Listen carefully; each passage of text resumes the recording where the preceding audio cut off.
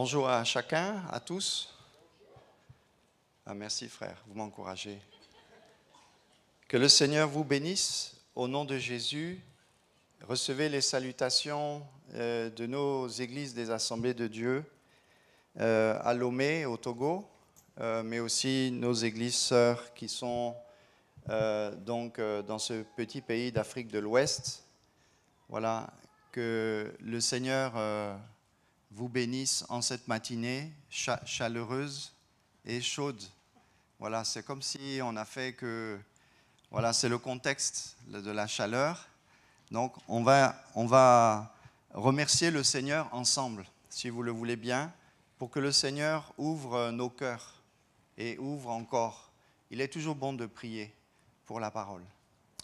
Seigneur, merci parce que nous l'avons chanté, tu es au milieu de nous. Seigneur, quand tu es au milieu de nous, tout est bon. Quand tu es là, tout va bien. Quand tu es là, rien ne nous manque. Quand tu es là, nos regards sont sur toi.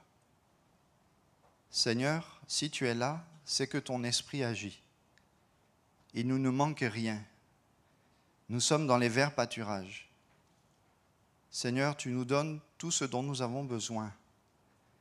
Seigneur, ce que tu veux nous dire, tu ne veux pas que ça sorte de nos têtes, mais que ça vienne au fond de nous, que ça sépare la moelle, la chair, ça vienne au fond de nous, que ça fasse une œuvre spirituelle. Merci pour ta prédication, ô Jésus. Merci, Père, pour la parole de Dieu, éternelle, qui s'accomplit toujours. Seigneur, tu parles aux vivants ce matin et tu parles aux morts afin qu'ils ressuscitent. Seigneur, tu parles aux maladies pour les chasser. Tu parles au stress pour l'enlever. Tu parles à celui qui est sûr pour qu'il le soit davantage. À toi l'honneur, la gloire, la puissance. Au nom de Jésus. Amen. Amen. Merci Seigneur pour son peuple. Le peuple du livre, comme nous le disons, le peuple de la parole. J'aimerais ce matin aborder un thème qui m'est cher. Donc, dans le cadre de nos programmes d'études à Lomé, j'enseigne un cours qui s'appelle « Expansion mondiale du christianisme », c'est-à-dire l'histoire de la mission et comment l'Église s'est développée depuis ce que les Romains appelaient la Palestine, cette petite région aujourd'hui qu'on appelle Israël, et jusqu'à aujourd'hui sur les îles lointaines. Comment en 2000 ans, l'Évangile s'est propagé. Donc c'est un cours où vraiment c'est un peu la course. Mais chaque année, ce cours moi-même interroge. Et il y a une question qui revient souvent. Mais quelle était donc cette prédication que les chrétiens, les apôtres avaient, qui font que cette prédication, depuis 2000 ans, toujours se fait entendre? Comment c'est possible que le message est toujours là? Comment ça se fait que la prédication de Jésus, aujourd'hui, se fait entendre sur des coins, on ne peut même pas imaginer, dans des endroits, depuis 2000 ans, des hommes et des femmes se relaient pour parler de celui qui est le Fils de Dieu, qui a été envoyé par son Père, qui est mort comme un brigand, on l'a crucifié, et le troisième jour, il est ressuscité.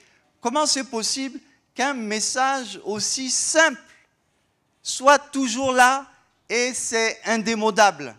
Ça, c'est toujours le message qui transforme. C'est toujours le message qui apporte la consolation. Donc moi, vraiment, ce message, la prédication de Jésus, ça m'intéresse. Est-ce que ça vous intéresse? Je crois que c'est pour ça que nous sommes là ce soir. Ce matin. Nous lisons dans Matthieu 9, verset 35, et ensuite Matthieu 17 et Matthieu 11, 1. Vous savez que le livre de Matthieu, c'est le livre de l'enseignement du rabbi Jésus qui prêche.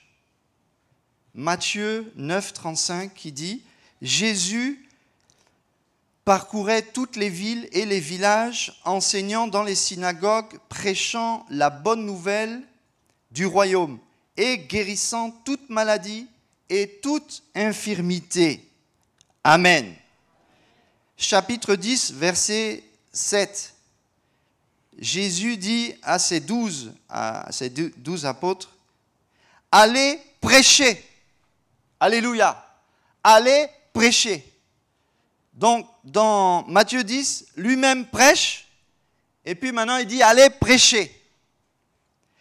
Et depuis ce temps-là, on fait ça. Amen. C'est pour ça que tu es là. Dis à ton voisin, c'est pour ça que tu es là. Parce que Jésus a dit, allez prêcher. Sinon, si tu n'es pas là, parce que c'est la prédication de Jésus qui t'a amené là, peut-être tu t'es trompé d'endroit. Parce qu'ici à l'église, c'est la prédication de Jésus qui nous amène à naître de nouveau, à connaître Jésus, à connaître le ciel, à connaître la paix, à renoncer à nos péchés et à croire que Jésus est ressuscité. Amen. C'est la prédication de Jésus qui enfante des enfants spirituels. C'est la prédication de Jésus qui amène la vie. C'est la prédication de Jésus qui dérange les démons, qui dérange. C'est la prédication de Jésus. C'est la prédication de Jésus qui a fait que nos oreilles sourdes, nous qui pour certains ne croyaient même pas en Dieu, nous avons cru en Dieu. Et en celui qui a dit, croyez en Dieu, croyez en moi. C'est cette prédication. Matthieu 11, 1 nous dit, c'est la suite. Lorsque Jésus eut achevé de donner ses instructions à ses 12 disciples, il partit de là pour enseigner et prêcher dans les villes du pays. La mission de Jésus. Pourquoi Jésus est venu sur la terre? Nous le savons en tant que croyants. C'est pour cela aussi que nous avons demandé le baptême. C'est qu'il est venu pour mourir pour nous sur la croix. Et nous croyons qu'il est ressuscité. Alors, Jésus, quand il est venu sur la terre, c'est pour mourir, pour nous prendre avec lui. Mais tout le temps avant sa mort, qu'a-t-il fait? Il a prêché. Il a prêché le royaume de Dieu et il a guéri. Alléluia. Ce sont ces deux activités. Alors personnellement, si j'étais sur une île déserte et que je devais me préparer à faire ce que Jésus veut que je fasse dans ma vie, alors qu'est-ce que je ferais? Je prendrais la Bible et je regarderais dans les Écritures comment Jésus prêchait. Et c'est ce que les hommes et les femmes qui veulent servir Dieu faisaient. Ils lisent les Écritures, ils regardent ce que Jésus prêche, ils écoutent ce que Jésus prêche et ils appliquent ce que Jésus prêche. Si effectivement pour nous chrétiens, imiter le Christ, imiter Jésus, pour notre vie quotidienne, ça reste la meilleure chose à faire, n'est-ce pas? D'imiter le saint, celui qui est pur dans notre vie chrétienne. Alors, regarder à Jésus dans les Écritures reste la meilleure chose parce que c'est dans les Écritures que c'est le plus sûr que l'on sache ce que Jésus prêchait et comment il vivait. Il est ainsi notre modèle en tout. Et dans sa prédication, nous avons le germe de sa vie, le germe de ce qu'il veut pour nous. Ces actes d'enseignement et de puissance de guérison attestent que Dieu ne veut pas juste que nous soyons là à attendre, mais il veut que nous puissions le connaître dans la puissance de sa parole, dans la puissance de sa prédication, et que nous puissions nous aussi apporter la guérison aux nations par la prédication de l'évangile.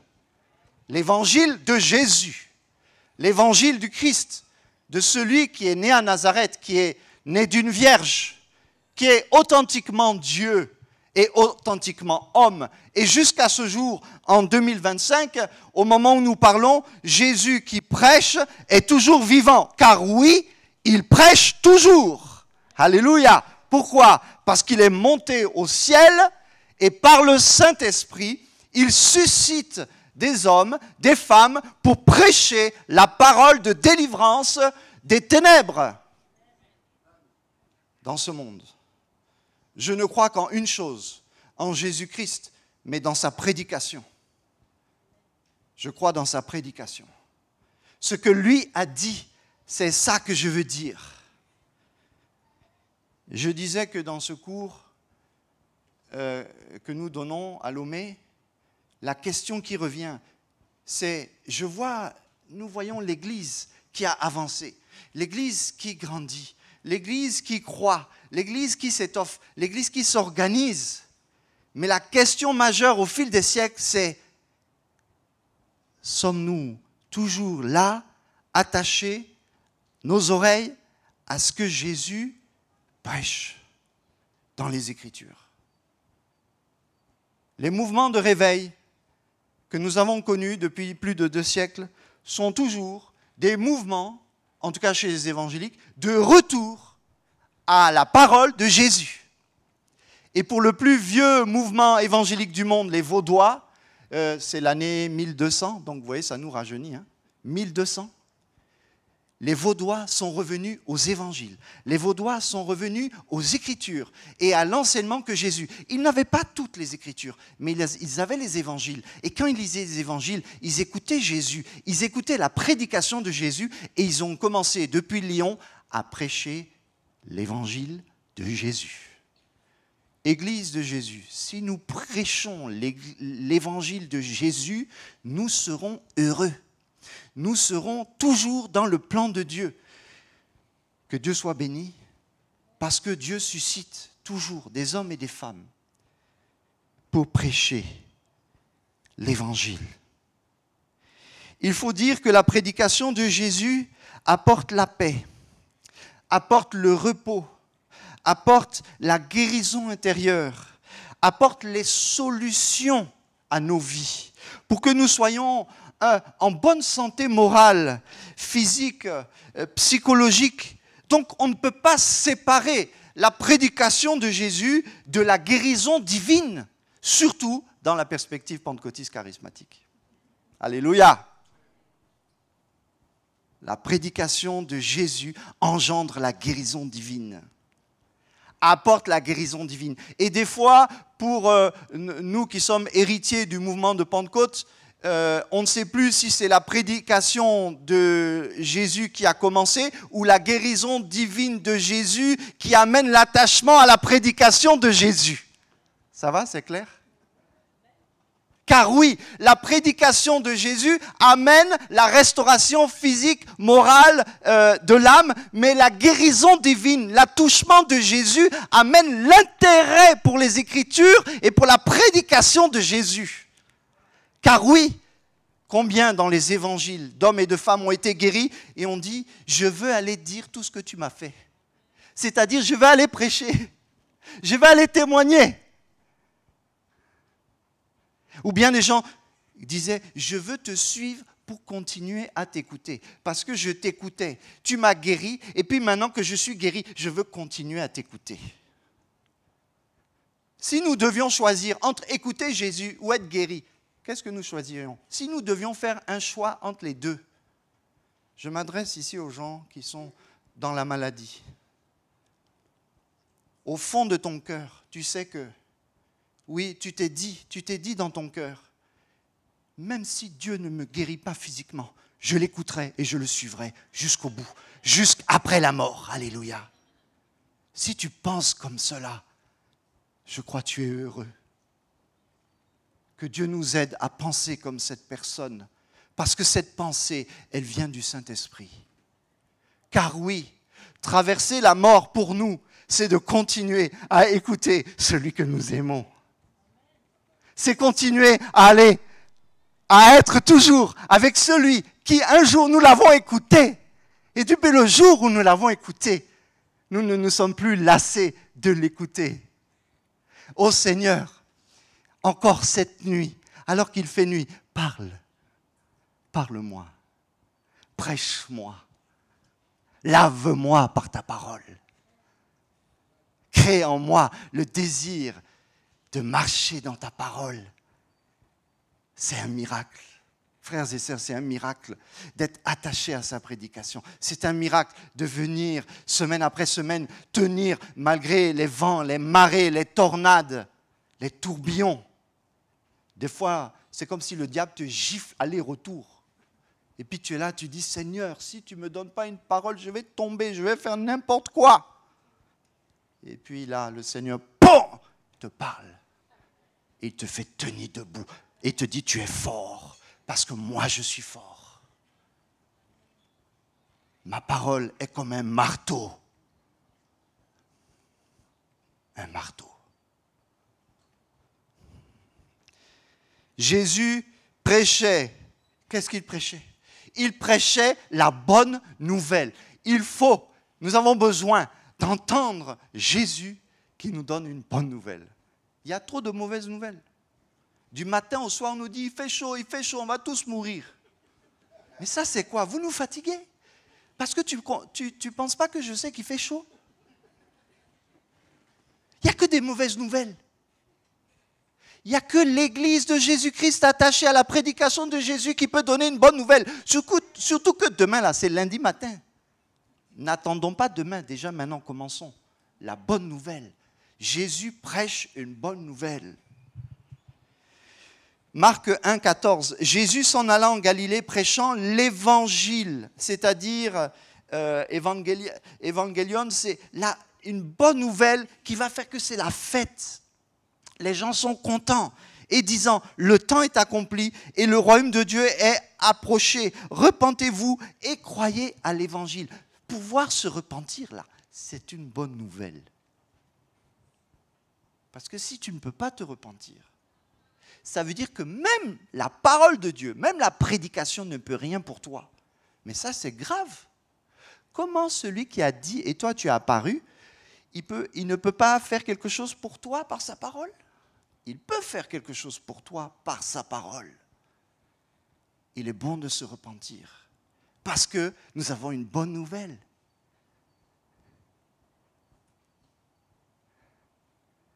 Jésus te parle ce matin, alors tu peux te repentir et demander pardon. Et dire, j'ai exagéré, j'ai exagéré. Tu peux te demander pardon, j'ai exagéré. J'ai exagéré, pardon, je n'aurais pas dû dire ça, je n'aurais pas dû faire ça. La prédication, ce n'est pas le dimanche seulement, c'est chaque jour, c'est chaque semaine. N'y a-t-il pas des paroles que nous avons reçues du Seigneur Jésus il y a 20, 30, 40 ans qui nous poursuivent toujours? N'est-ce pas? N'y a-t-il pas des choses que Dieu a dit depuis l'éternité qui nous poursuivent toujours? Car oui, cette prédication de Jésus, il a les paroles de la vie éternelle. Quand il parle, c'est merveilleux. C'est merveilleux. Quand Jésus dit un mot, c'est bon. C'est bon. Luc 4, 43 dit, il faut que j'annonce aussi le royaume de Dieu aux autres villes. Il avait prêché dans une ville, mais maintenant il y a les autres. La prédication de Jésus, ce n'est pas pour certains endroits. Il faut aussi. La bonne nouvelle, c'est pour là-bas aussi. C'est pour d'autres situations, d'autres personnes, peut-être même plus compliquées. Il faut que j'annonce aussi le royaume de Dieu aux autres villes, car c'est pour cela que j'ai été envoyé. Donc, Jésus va se déplacer et il va amener sa prédication pour qu'il y ait contact avec les valeurs du royaume de Dieu, les valeurs célestes de Dieu, avec sa création. La prédication nous met en contact avec le céleste, celui qui est venu d'en haut. Si Jésus n'était pas venu, mais en même temps, il faut plier boutique, il faut tout fermer. On n'a rien à faire ici. Mais parce que Jésus est venu, il a prêché et il prêche encore par le Saint-Esprit. Oui, par le Saint-Esprit. Connais-tu le Saint-Esprit? L'Esprit de Jésus. qu'il a déversé, qu'il déverse encore aujourd'hui, pour que nous puissions croire que cette parole, nous allons la porter avec force, et que les hommes et les femmes soient en contact avec ce royaume de Dieu. C'est la possibilité que Dieu agisse. C'est ça la prédication de Jésus. La prédication fait que le règne approche. Et ça, c'est une bonne nouvelle. Pourquoi? Parce que le règne de Jésus, c'est une bonne nouvelle. C'est un règne de justice. La justice. Dès qu'on sort de la rue, tout de suite, on voit l'injustice. L'injustice est partout. Et quand j'écoute la parole de Jésus, je dis, c'est vrai qu'il y a beaucoup d'injustice, mais quand il parle, c'est comme s'il y a une possibilité que un jour meilleur vienne. Oh Seigneur, parle encore. Nous, on va se taire et toi, tu vas parler. Parce que quand toi, tu parles, c'est beaucoup mieux. C'est tellement mieux. Je peux faire 1 an à parler, à me débattre, à rentrer en procès avec quelqu'un, me chamailler pour ci et pour ça. 1 an, 2 ans, 3 ans, 10 ans. Et puis Jésus vient et il dit, bon, c'est comme ça. Et c'est bon. Un seul mot de lui, et tout se calme. Un seul mot. C'est ce que nous désirons. C'est ce que ce monde a besoin. Quand le royaume de Dieu vient, tout devient évident. Mais nous sommes là et nous cherchons le royaume de Dieu, n'est-ce pas? Nous cherchons le royaume de Dieu. Il nous a dit, il s'est approché, mais nous aussi, il faut qu'on s'approche. J'avais prêché ici sur ce message, je ne sais plus, il y a 1 an, 2 ans, approche-toi de Dieu et lui s'approchera dans Jacques. J'avais prêché ça ici. Encore, c'est la même chose. Si toi, tu t'approches, c'est parce que Jésus s'est d'abord approché. Tu ne peux pas t'approcher de lui, entendre sa voix, sa prédication. Alors, je crois que même dans l'écoute de la prédication, nous pouvons nous tous faire des progrès. Et je veux faire des progrès. Est-ce que quand j'écoute avec cette notion que le royaume de Dieu s'est approché de moi, il est en train de s'approcher de moi. J'écoute la parole du roi des rois. Jésus prêchait avec autorité. Il prêchait avec autorité. Et là, il y a une petite discussion à avoir. Marc 1, 22 dit « Et ils étaient étonnés de sa doctrine, car il enseignait comme ayant autorité et non pas comme les scribes. » De même à Capernaum, en Luc 4, 32, ils étaient étonnés de sa doctrine, car il parlait avec autorité. Alors, qu'est-ce que ça veut dire ici? Il les enseignait comme ayant autorité. Jésus prêchait avec autorité. Il y a un problème ici dans ce texte. Est-ce que les scribes n'avaient pas d'autorité lorsqu'ils parlaient? Ils devaient avoir une autorité. Qu'est-ce que Marc veut dire ici? Qu'est-ce que Luc veut dire? Il prêchait, il enseignait avec autorité.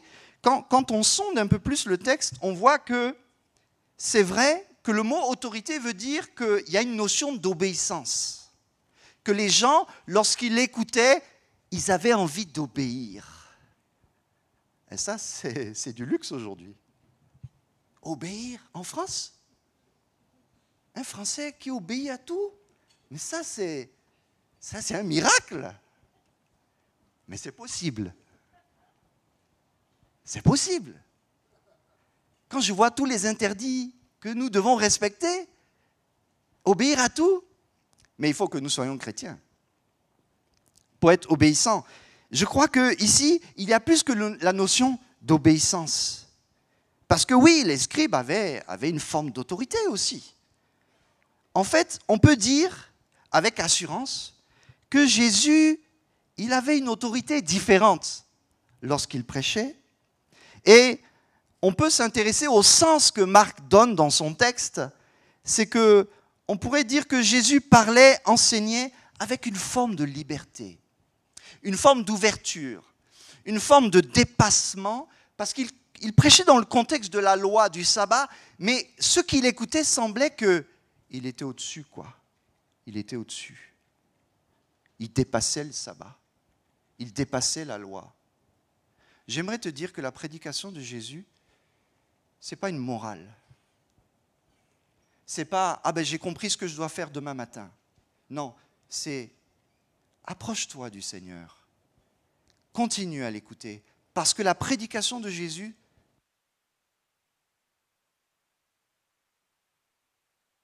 c'est une discussion avec celui qui nous aime. C'est une discussion avec celui qui nous veut du bien.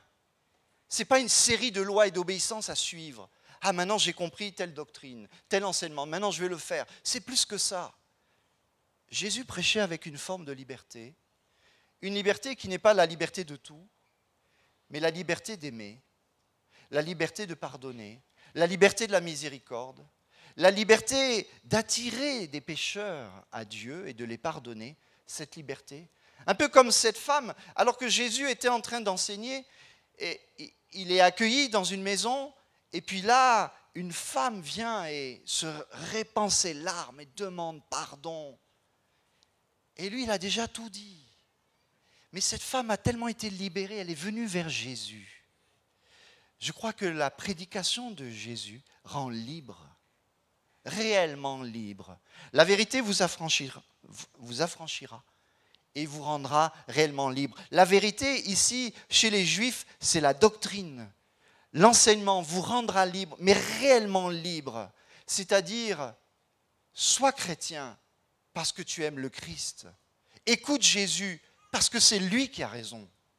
Parce que c'est vers lui qu'il faut se tourner. Et comme tu l'écoutes, alors forcément, tu vas le prier. La prédication de Jésus engendre la prière. Le désir de parler à Dieu, de parler au Père. Car oui, si je parle à Jésus, si je vois le Fils, alors je verrai le Père. Et je ressens l'effet de l'action du Saint-Esprit. Parce que ce n'est pas un homme seulement qui parle, c'est bien lui, c'est Dieu. Tu es le Christ. À qui irions-nous? Tu as les paroles de la vie éternelle. Où irions-nous, Seigneur? Qu'allons-nous faire? Nous ne savons déjà qu'une chose, c'est que si nous t'écoutons, alors nous sommes heureux.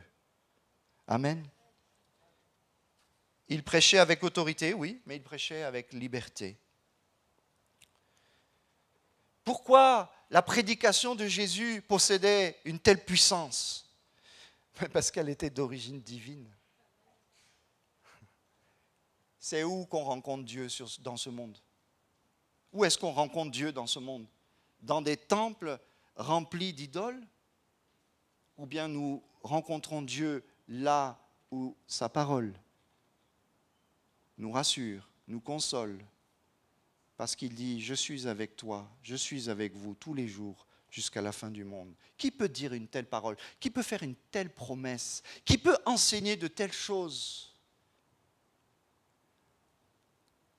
Jésus prêchait en mettant Dieu au centre. Toujours, toujours et toujours. Et je remercie le Seigneur. Quand je l'écoute, il me remet là où Dieu est. C'est-à-dire que ce n'est pas juste moi qui connais le chemin et je vais vers Dieu. C'est je l'écoute et alors même que je l'écoute, il me transporte vers son Père. C'est lui seul qui dit je suis le chemin. C'est lui seul qui connaît le chemin de sa parole. Des fois, nous nous félicitons. Ah mais tu sais, moi je connais la parole. Tu connais la parole. En même temps que tu as dit ça, tu as tout perdu. Tu as tout oublié. Parce que connaître sa parole, finalement, c'est être avec lui. C'est être porté avec lui. C'est être en lui, dans sa parole. Si le psalmiste pouvait dire « Je veille sur mon sentier », justement, c'est qu'à chaque instant, Dieu nous demande finalement de laisser sa parole être au centre et que dans nos cœurs, elle soit au centre. Et si elle est au centre, alors Dieu est au centre dans nos vies. Jean 8, verset 28, c'est surtout l'évangile de Jean qui parle de cette relation entre la parole et la centralité de Dieu. C'est l'évangile selon Jean. Jean 8, 28, « Je ne fais rien de moi-même, mais je parle selon ce que le Père m'a enseigné. » Donc, si j'écoute Jésus, j'écoute Dieu. Donc, reconnais que Jésus est Dieu. Parce que si tu ne crois pas en ça, là, tes oreilles sont bouchées. Tu ne peux rien entendre. Tu dis « j'entends », mais tu es sourd. Tu dis « je vois », mais tu es aveugle. Parce qu'il l'a bien dit. Je parle selon ce que le Père m'a enseigné. au chapitre 12, verset 49, « Car je n'ai point parlé de moi-même. » Et nous, quand nous devons parler, je parle vite, trop vite. Il faut laisser Dieu parler. C'est mieux. Il faut laisser Dieu donner le message. Et quand il donne le message, toi tu te caches, tu suis derrière. C'est ça, c'est ce qu'on appelle être serviteur de la parole. La parole nous précède et nous on la sert. Je sers celui qui a déjà parlé. Mais le Père qui m'a envoyé m'a prescrit lui-même ce que je dois dire et annoncer.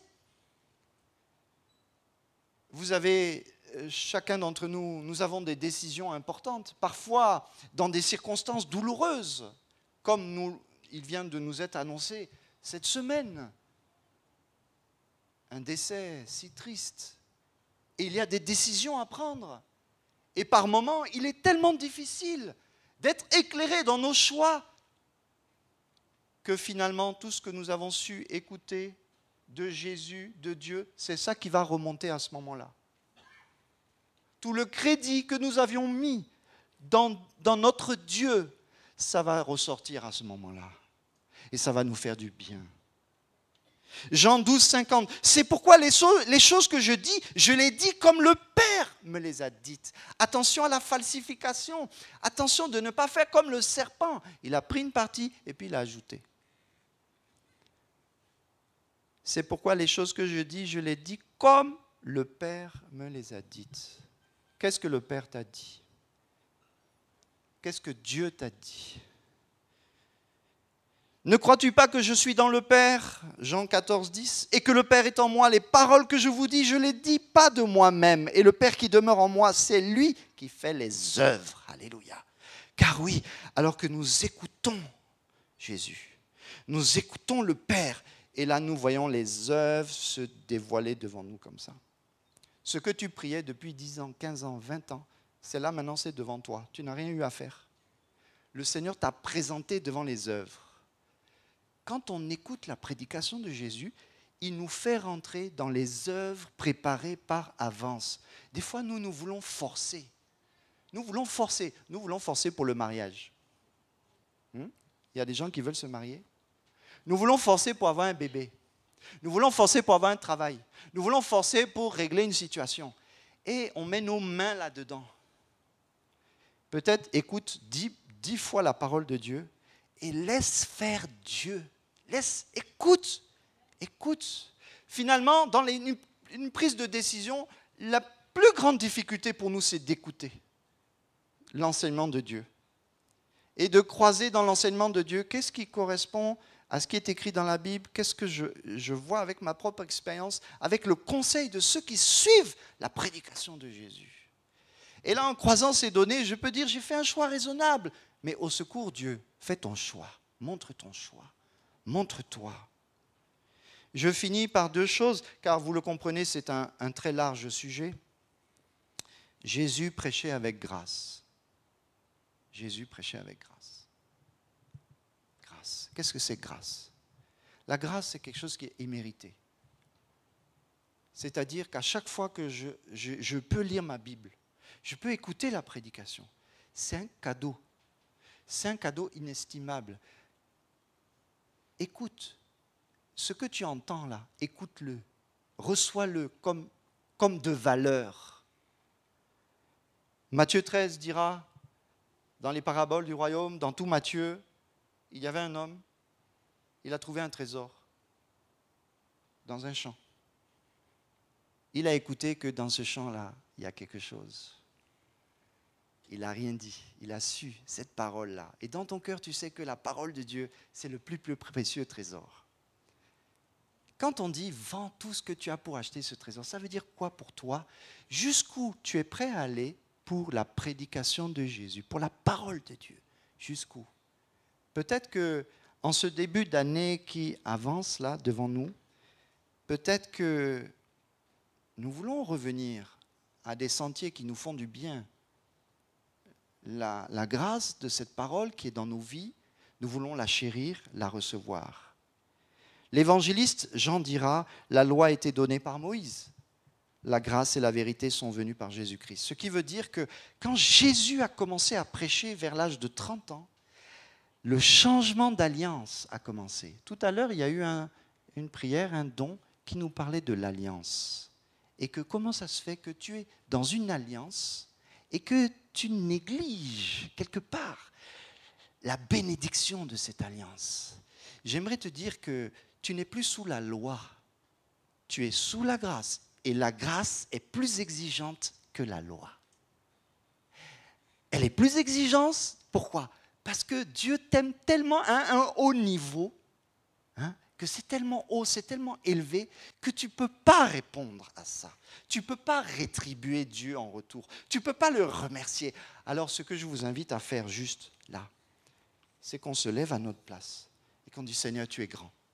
J'invite le groupe de louanges à venir. Tu as prêché, Seigneur. Tu as parlé, Seigneur.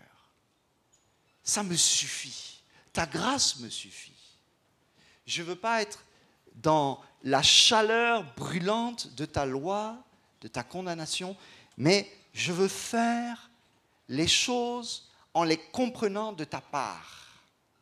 Jésus a dit dans sa prédication, celui qui vole, qui ne vole plus. Ça, c'est la loi. Que celui qui ment ne ment plus.